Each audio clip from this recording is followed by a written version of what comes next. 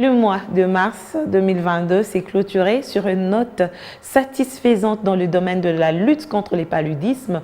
Sanru Aisbel devra désormais composer avec les femmes leaders dans sa stratégie pour la sensibilisation dans la prévention et le traitement de la malaria en République démocratique du Congo. Et parmi ces femmes, Marie-Olive Lembe-Kabila, impliquée depuis plusieurs années dans le secteur de la santé, elle a réitéré son engagement pour pouvoir contribuer dans la lutte contre la malaria en RDC.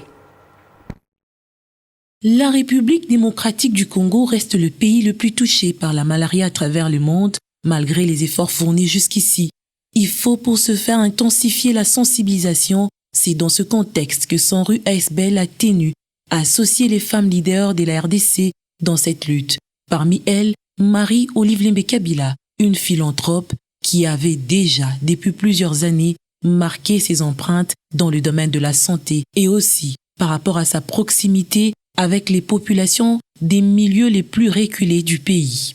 Lors d'une séance des plaidoyers organisée au siège des Sanru RDC, il a été question d'abord de présenter cette organisation, ensuite un échange sur les changements climatiques et son impact dans la lutte contre la malaria, et enfin l'apport de la femme leader et son engagement dans ce secteur.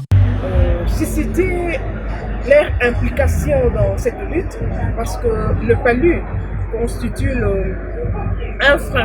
un frein au développement de la femme, un frein au processus d'autonomisation de la femme. Alors, nos attentes à nous, c'était quoi? C'est que ces femmes qui sont des leaders d'opinion dans leurs associations, les femmes ministres qui sont des leaders au ministère, puissent nous aider à porter plus loin notre voix. C'est une séance interactive marquée par des jeux de questions-réponses autour de ce sujet assez important. L'épouse de Joseph Kabila, qui a toujours considéré la santé comme l'une des priorités majeures pour le développement du pays et surtout pour l'épanouissement de la femme, elle a, dans son mot, réitéré son engagement pour le bien-être des populations, avec cette fois-ci un accent particulier dans la lutte contre la malaria. Je m'engage personnellement, comme à l'accoutumée, à poursuivre ce combat de sensibilisation au sein de l'ONG Initiative Plus, ensemble avec toute son équipe. La bonne santé de la femme passe également par la maîtrise de la planification familiale.